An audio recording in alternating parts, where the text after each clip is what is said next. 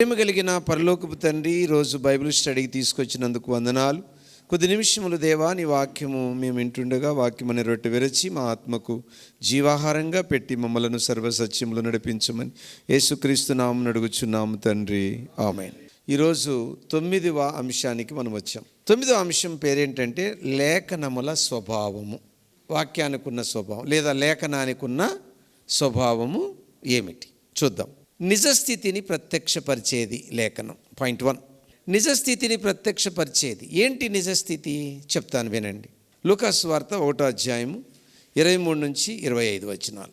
అతడు సేవ చేయు దినములు సంపూర్ణమైనప్పుడు తన ఇంటికి వెళ్ళెను.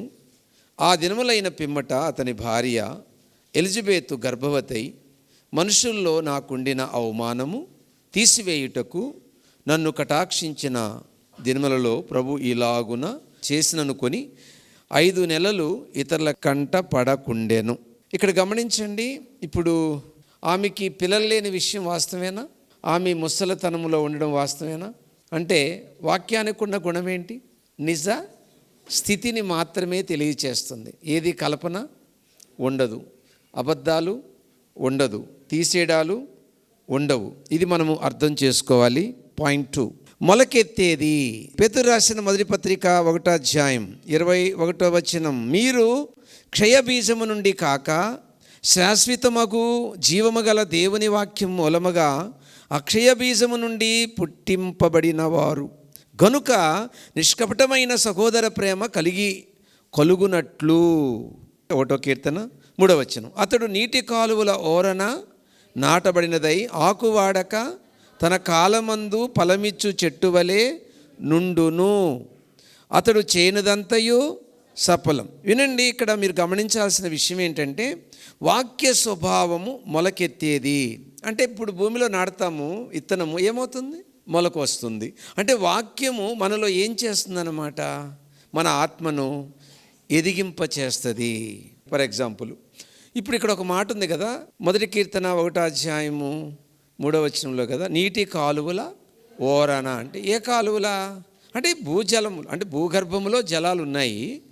ఈ చెట్టు ఏం చేస్తుంది అంటే ఆ వేరనేది అక్కడికి వెళ్ళుద్ది అనమాట. అంటే అక్కడ కనెక్ట్ అవుతుంది. అట్లా మనం వాక్యములో కనెక్ట్ అయితే అది దాని అర్థం. హృదయం అంటే ఏంటి? మన ఆత్మ అంటే ఏంటి? వేరంటే ఏంటి? అంతే.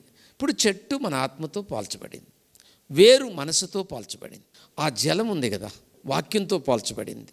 కాబట్టి హృదయంలో ఎప్పుడైతే దేవుని వాక్యముతో మనం కనెక్ట్ అవుతామో, అంటే మన మనసు ఆ కనెక్ట్ అయినప్పుడు ఆ వాక్యం మనల్ని ఏం చేస్తుందట? అర్థమైందా? ఆ చెట్టును చిగిరింప చేసినట్టు, ఆ చెట్టుకు జీవం ఇచ్చినట్టు, ఆ చెట్టుకు బలాన్ని ఇచ్చినట్టు, ఆ చెట్టు రోజు రోజుకి ఆకులు కానీ పచ్చగా ఉండడం ఇవన్నీ చూస్తాం కదా, ఆకు వాడక అట్లా అన్నమాట. వాక్యము స్వభావము అనేది మనలో కనబడుతూ ఉంటుంది అని చెప్తుంది. ఇక 3వ విషయానికి వచ్చేటప్పటికి శుద్ధీకరించేది వాక్యం. చూడండి, ఎఫెసీ పత్రిక 5వ అధ్యాయము 27వ వచనం, నిర్దోషమైనది గాను మహిమగల సంఘముగాను ఆయన తన ఎదుట దానిని నిలబెట్టుకొనవలనని వాక్యముతో ఉదక స్నానము చేత దానిని పవిత్రపరిచి పరిశుద్ధపరచుటకై దాని కొరకు తాను అప్పగించు. నిర్దోషమైనది గాను మహిమ. ఇప్పుడు సహజంగా వాటర్ ఏం చేస్తుంది? శుభ్రం చేస్తుంది. దేవుని వాక్యం కూడా మలినం తీసేస్తుంది, లోపం తీసేస్తుంది, బలహీనత తీసేస్తుంది, అవిధేయత తీసేస్తుంది, బ్యాడ్ తలంపులు తీసేస్తుంది, మన శరీరంలో ఉన్న ఇచ్చలను కోరికలను తీసేస్తుంది. అంటే దాని అర్థం వాక్యానికి ఏముందన్నమాట? శుద్ధి చేసే గుణం ఉంది. అర్థమైందా? ఇప్పుడు చూడండి, ఇప్పుడు మనం ఏమైతే చెప్పుకున్నామో అవి మనలో జరగలేదు అంటే అర్థం ఏంటి? వాక్యం పనిచేయలేదా? వాక్యం పనిచేయడానికి నేను అంగీకరించలేదా? ఇప్పుడు మానవుడికి దేవుడు ఏమిచ్చాడు? స్వేచ్ఛ. నా స్వేచ్ఛను బట్టి రిజెక్ట్ చేయొచ్చా నేను వాక్యాన్ని? అంటే ఈ చెవితో విని ఈ చెవితో వదిలేయొచ్చా? ఈ మాట యేసుప్రభు అన్నారా? మరి ఏమన్నారు యేసుప్రభు? మత్తయి సువార్త 13:19, ఎవడైనాను దేవుని రాజ్యమును గూర్చిన వాక్యము వినివాడు గ్రహింపకుండగా వాడి హృదయంలో విత్తబడిన దాన్ని వాడు ఎత్తుకొని, మరి అప్పుడు వాక్యం పనిచేస్తుందా? పనిచేయదు కదా. మొదటి విత్తనం ఎక్కడ పడింది? కాలిదారిన. కారణం ఏంటి? ఆకాశ పక్షులు వచ్చి ఎత్తుకుపోవడం వల్ల అది మొలకెత్తలేదు. రెండో విత్తనం ఎక్కడ పడింది? కారణం ఏంటి? వేరు పోల, అందుకే అది ఏమైపోయింది? ఎండిపోయింది. మూడోది ఎక్కడ పడింది? ముళ్ళ కంచెలో. అది ఎదగడానికి ఏం అడ్డం వచ్చింది? కలుపు అడ్డం వచ్చింది, అంటే కంచె అడ్డం వచ్చింది. 4వ విత్తనం ఎక్కడ పడింది? మంచి నేల. అప్పుడు 3 విత్తనాలు ఎండిపోయినట్టేనా? మరి 4వ విత్తనం ఒకటేనా? అదనమాట. చర్చిలో ఉన్న వాళ్ళందరూ వాక్యం వినట్లేదా? వింటున్నారు, కానీ 3 గుంపులు ఎగిరిపోతున్నాయి. ఒక్క గుంపే దేవుని వాక్యములు ఏమవుతున్నారు? ఫలిస్తున్నారు. కీర్తన గ్రంథం 119వ కీర్తన 9వ వచనాన్ని జాగ్రత్తగా గమనిస్తే అక్కడ ఒక మాటను చూడండి. ఏముంది? యవనస్తులు దేని చేత తమ నడతను శుద్ధిపరచుకుందురు. ఇందాకేం చూసాము? ఎఫెసీ 5:20 ఏం చూసాము? అదే కదా, దేవుని వాక్యం ఉదక స్నానము చేత పవిత్రపరుస్తుంది. అంటే వాక్యం శుద్ధి చేసే గుణం ఉంది. చిన్నలను కానీ, పెద్దలను కానీ, వృద్ధులను కానీ, ఎవరినైనా సరే వారి స్వభావాన్ని ఏం చేస్తుందట? శుద్ధి చేస్తుంది. 4th వన్, 4వ విషయానికి వచ్చేటప్పటికి నడిపించేది. కీర్తనల గ్రంథము 119వ కీర్తన 105వ వచనం, నీ వాక్యము నా పాదములకు దీపమును నా త్రోవకు వెలుగై ఉన్నది. అంటే ఏంటిదని అర్థం? ఇదేమో లిటరల్గా, అంటే ఇప్పుడు మనం అడవుల్లో వెళుతున్నప్పుడు మనకేముండాలి? దారి ఉండాలి కదా. ఆ దారికి ఏముండాలి? వెళ్తురు ఉండాలి కదా. అంటే ఇక్కడ దీన్ని ఎలా చెప్తున్నాడు? ఇప్పుడు మన ప్రయాణం ఎక్కడికి? పరలోకం. మరి వెళ్ళేటప్పుడు మధ్య మధ్యలో ఆటంకాలు వస్తాయా? ఆ మార్గం గుండా వెళ్లకుండా ఆపాలని సైతాన్ ప్లాన్ చేస్తాడా? అంటే శోధనలో పడదోస్తాడా? దావీదుని పడదోసినట్టు చూస్తాడా? ధనాపేక్ష అనే శోధన వస్తుందా? ఇలా రకరకాల శోధనలు వచ్చినప్పుడు మనం ఏమవుతాం? దారి తప్పేస్తామా? దారి తప్పుతాం. అదే వాక్యం మళ్ళీ ఏం చేస్తుంది? సరైన దారిలోకి తీసుకొస్తుంది. నువ్వు ఈ తప్పు చేస్తున్నావు, నువ్వు ఈ పొరపాటు చేస్తున్నావు, నువ్వు రాంగ్ స్టెప్ వేసావు, నువ్వు ఏరే నిర్ణయం తీసుకున్నావు, నీ మనసు సరిగ్గా లేదు, నీ హృదయం సరిగ్గా లేదు, నీ హృదయ గద్దింపుకు నువ్వు లోబడాలి అని చెప్తుంది వాక్యము. అంటే సరైన మార్గంలో నడిపిస్తుంది కదా. చుక్కాని ఇప్పుడు దేన్ని బట్టి వెళ్తుంది? ఓడ చుక్కాని బట్టి వెళ్తుంది కదా. అట్లనమాట. కాబట్టి మన లైఫ్ని, మన జీవితాన్ని ఒక టార్చ్ లైట్ లాగా, లేకుంటే ఒక లైట్ లాగా, ఒక వెలుగులాగా ఎలా దారి చూపిస్తుందో, చీకటిని పారద్రోలుతుందో, మనలో ఉన్న ఆ యొక్క వెళుతున్న ఆ మార్గం సరిగ్గా ఇది ఇలా కాదు వెళ్ళడం, అలా కాదు వెళ్ళడం, నువ్వు రాంగ్ రూట్లో వెళుతున్నావు, అక్కడ ప్రమాదం ఉంది, నువ్వు అటు వెళ్ళొద్దు, ఆ దారి మంచిది కాదు అని అన్నప్పుడు వెంటనే మనం సరైన దారికి వస్తామా రాదా? అట్లా చేస్తుంది అన్నమాట వాక్యం. అది చెప్తున్నాడు రచయిత. సో ఇక్కడ మనం అర్థం చేసుకోవాల్సింది, ఈ బిబ్లియాలజీలో, బైబిల్ శాస్త్రములో వాక్యానికి ఉన్న స్వభావాన్ని గురించి మనం మాట్లాడుకుంటున్నాం. ఇంకొక మాట, సామెతల గ్రంథం 6వ అధ్యాయం 23వ వచనం, ఆజ్ఞ దీపముగాను ఉపదేశము వెలుగుగాను ఉండును, శిక్షార్థమైన గద్దింపులు జీవా మార్గములు. చూసారా ఎలా నడిపిస్తాం? పిల్లల్ని ఎలా నడిపిస్తాం? మనం కొడతామా? పిల్లల్ని కొడతామా? కొడతాం. కొట్టడంలో ఉద్దేశం ఏంటి? నీ నడక సరిగ్గా లేదు, నీ చూపు సరిగ్గా లేదు, నీ మనసు సరిగ్గా లేదు, నువ్వు సరిగ్గా ఉండాలి. అంతేనా? దేవుడు కూడా మనల్ని అలాగా సరిచేస్తాడు, కొడతాడు, బుద్ధి చెప్తాడు, గద్దిస్తాడు, హెచ్చరిస్తాడు. ఇవన్నీ మనల్ని సరిగ్గా నడిపించడానికే అని మనం అర్థం చేసుకోవాలి. 5th one, ఖండించేది. ఎఫెసీ పత్రిక 6వ అధ్యాయము 17వ వచనం, మరియు రక్షణయను శిరస్త్రాణమును దేవుని వాక్య ఆత్మ ఖడ్గమును ధరించుకొనుడి. అంటే అర్థం ఏంటి? వాక్యము చేత మనం ఏం చేస్తాము? చెడును నరికేస్తాం. చూడండి, ఎబ్రీ పత్రిక 4వ అధ్యాయం 12వ వచనం, ఎందుకనగా దేవుని వాక్యము సజీవమై బలమగలదై రెండంచులు గల ఎటువంటి ఖడ్గము కంటేను వాడిగా ఉండి ప్రాణాత్మలను కీళ్లను మూలుగులను విభజించునంత మటుకు దూరుచు హృదయం యొక్క తలంపులను ఆలోచనలను శోధించుచున్నది. ఇక్కడ ప్రాణం, దేహం, ఆత్మ. విన్నారు కదా, 3 ఉన్నాయి. ముందు వాక్యం ఎక్కడ పనిచేస్తుంది? మనసులో. గుర్తుపెట్టుకోండి, మనస్సు వెలిగించబడగానే అది కాస్త దిగిద్ది. ఎక్కడికి? లోనకి. ఇక్కడి నుంచి ఇటే పోద్ది కొన్నిసార్లు. ఎందుకు? గ్రహించకపోతే. ఇక్కడ కానీ గ్రహిస్తే, ఇప్పుడు చెప్పండి, కిందకి దిగద్ది.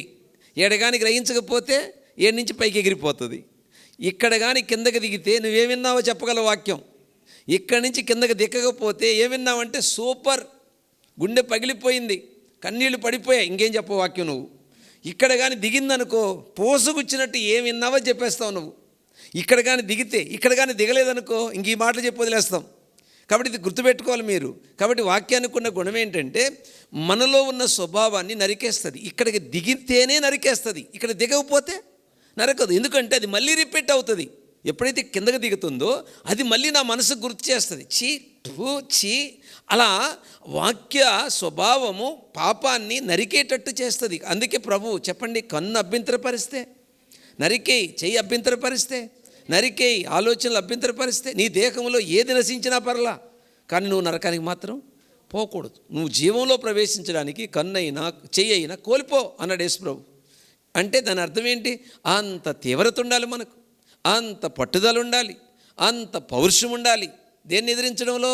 చెడుని ఎదిరించడంలో, పాపాన్ని నశించుకోవడంలో. కాబట్టి దేవుని బిడ్డలారా, ఖండించేది దేవుని వాక్యముకున్న గుణం అన్నమాట. మనం చూడండి, దేవునికి లోబడుడి, అపవాదిని ఎదిరించి, అప్పుడు వాడు మీ యొద్ద నుండి. అంటే నువ్వు ఎదిరించినప్పుడు ఆ యొక్క బ్యాడ్ థాట్ కానీ, ఆ పాప స్వభావం కానీ, ఆ నేచర్ ఆఫ్ సిన్ కానీ ఏదైనా నీలో ఉంటే అది పోతుంది. నువ్వు రిలాక్స్ అయిపోతావు వెంటనే. అంతే, ఆ వాక్యానికి అంత శక్తి ఉందన్నమాట. దేవుని వాక్యంతో మీరు ఖండించినప్పుడు కత్తి తీసుకొని నరిగితే ఎలా ఎగిరి అవతల పడద్దో, మీలో ఉన్న బ్యాడ్ థాట్ అవతలకు పోయి తర్వాత మీరు ప్రశాంతంగా చాలా రిలాక్స్ అవుతారు. వాక్యానికి అంత శక్తి ఉంది. ఇప్పుడు 6వ విషయానికి వస్తున్నాను, పోషించేది. పేతురు రాసిన మొదటి పత్రిక 2:3 క్రొత్తగా జన్మించిన శిశువులను పోలిన వారై నిర్మలమైన వాక్యమును పాల వలన రక్షణ విషయంలో ఎదుగు నిమిత్తము ఆ పాలను అపేక్షించుడి. వాక్యం ఏం చేస్తుందట? పోషిస్తుంది. వాక్యము బాగా గుర్తుపెట్టుకోండి. దేంతో పోల్చాడు వాక్యాన్ని? పాలతో పోల్చాడు. పాలు ఎలా తాగాలి? బిడ్డ పాలు ఎలా తాగుతాడు? చిప్ చేస్తూ తాగుతాడు, గుటగుట తాగరు. ఈ వాక్యం కూడా అంతే. గబగబ ఎగో నాకు కాపు, నాకు లేమి కలదు, పచ్చికలు పడుచు ఆమేన్, ఆ టైపులో ఉపయోగం ఉండదు వాక్యం. దాన్ని అర్థం చేసుకుంటూ చదవాలి, దాన్ని గ్రహిస్తూ చదవాలి, దాన్ని ఆస్వాదిస్తూ చదవాలి. దాని భావం ఏంటి, దాని అర్థం ఏంటి, ఏం చెప్తుంది, మళ్ళీ ముందుకు పోయి మళ్ళీ వెనక్కిపోయి మళ్ళీ ముందుకు పోయి దాన్ని గ్రహించి ఎంజాయ్ చేయాలి. అప్పుడు అది నిన్నేం చేస్తుంది? పోషిస్తుంది. వాక్యానికి అంత శక్తి ఉంది, వాక్యానికి అంత జీవం ఉంది. అందుకే ఆ స్వభావాన్ని మనం గుర్తించాలి. ఏ స్వభావాన్ని? వాక్యానికి ఉన్న స్వభావాన్ని మనము గుర్తించాలి. నెంబర్ 7, జీవాన్ని ఇచ్చేది. మత్తయి సువార్త 4:4 అందుకైన మనుషుడు రొట్టె వలన మాత్రము కాదు కానీ దేవుని నోట ఉండవచ్చు ప్రతి మాట వలన జీవించునని వ్రాయబడి ఉన్నదనెను. ద్వితీయోపదేశకాండ 8:3 ఆహారం వలనే గాక యెహోవా సెలవిచ్చిన ప్రతి మాట వలన నరులు బ్రతుకుదురని నీకు తెలియచేయుటకు ఆయన నిన్ను అణచి నీకు ఆకలి కలుగజేసి నీవే గాని నీ పితరులే గాని ఎన్నడెరగని మన్నాతో నిన్ను పోషించింది. 8వ పాయింట్, శక్తినిచ్చేది ఏంటి? యాకోబు పత్రిక 1:21 అందుచేత సమస్త కల్ముషమును విర్రవీగుచున్న దుష్టత్వమును మాని లోపల నాటబడి మీ ఆత్మలను రక్షించుటకు శక్తిగల వాక్యమును సాత్వికంతో అంగీకరించండి. వాక్యం ఏమిస్తట? ఎనర్జీ. దేనికా? ఆత్మకి. శరీరానికి అంటారు అనుకున్నా నేను. శరీరానికి కాదమ్మా, ఆత్మకి. అంటే మన ఆత్మ పోరాడుతుంది. దేంతో? శరీరంతో పోరాడుతుంది. ఈ మాట గలతీ పత్రికలో ఉంది. ఆత్మకును శరీరానికి ప్రతిరోజు ఏం జరుగుతుంది? ఈ పోరాటంలో ఆత్మ గెలవాలంటే ఆత్మకి ఏం కావాలి? రోజు బోర్నవిటా ఇవ్వాలి. మరి ఏమి ఇవ్వాలి? ఆత్మకి శక్తి. ఏంటది? వాక్యం. వాక్యములో ఏముంది? శక్తి ఉంది. వాక్యములో శక్తి ఉంది. ఎన్ని లక్షణాలు ఉన్నాయండి వాక్యములో.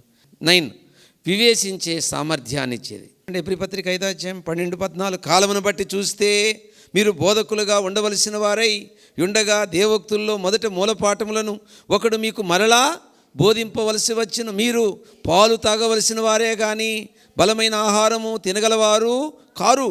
మరియు పాలు త్రాగు ప్రతివాడును శిశువే గనుక నీతివాక్యం విషయంలో అనుభవము లేనివాడై ఉన్నాడు. వయసు వచ్చిన వారు అభ్యాసము చేత మేలు కీడులను వివేచించుటకు సాధకము చేయబడిన జ్ఞానేంద్రియములు కలిగి ఉన్నారు గనక బలమైన ఆహారం వారికే తగును. వివేచన అంటే అర్థమైంది కదా. ఇప్పుడు చూడండి, వాక్యం వింటూ ఉన్నారు కానీ పాపం మానలేదు. వాళ్ళు ఏమనాలి? పాలు తాగువారు. వాళ్ళు వాక్యం వింటున్నారు, మార్పు చెందుతున్నారు. వాళ్ళని ఏమనాలి? బలమైన ఆహారం. అదే వివేచన. సో దేవుని వాక్యం ఏం చేస్తుంది? రోజు రోజుకి ఇది తప్పు, ఇది మంచి, ఇది చెడు, ఇది రైటు, ఇది రాంగు, ఇది ఇలా ఉండాలి, ఇలా ఉండకూడదు అని వాక్యము మనల్ని వివేచింపచేస్తుంది. పర్వాలేదు, ఎలా ఉన్నా పర్వాలేదు, మనం పరలోకం పోతాం అంటే ఇంక పసిపెట్టలేక. పసిపెట్టకి ఏం తెలుసు పాపం, అట్లా అనమాట కొత్తగా. సో ఇది చాలా ప్రమాదం. ఇలాంటి వాళ్ళని మనం ఏం చెప్పుకోవాలంటే అసలు రక్షణ ఉందో లేదో డౌట్గా చెప్పుకోవాలి. 10వ పాయింట్కి వచ్చాం, విలువైనది. కీర్తన గ్రంథం 119వ కీర్తన 127 బంగారు కంటెను అపరంజ కంటెను నీ ఆజ్ఞలు నాకు ప్రియముగానున్నవి అంటాడు. కీర్తన గ్రంథం 19వ కీర్తన 9:10 యెహోవా యందైన భయము పవిత్రమైనది, అది నిత్యము నిలుచును. యెహోవా న్యాయ విధులు సత్యమైనవి, అవి కేవలము న్యాయమైనవి. అవి బంగారము కంటెను విస్తారమైన మేలిమి బంగారము కంటెను కోరదగినవి తేనె కంటెను తేనె దారుల కంటేనూ మధురమైనవి. విలువైంది, ఎంత విలువైంది! బంగారం కంటే విలువైంది ఉందా? దానికంటే విలువైంది ఏంటని చెప్తుంది బైబిలు వాక్యం.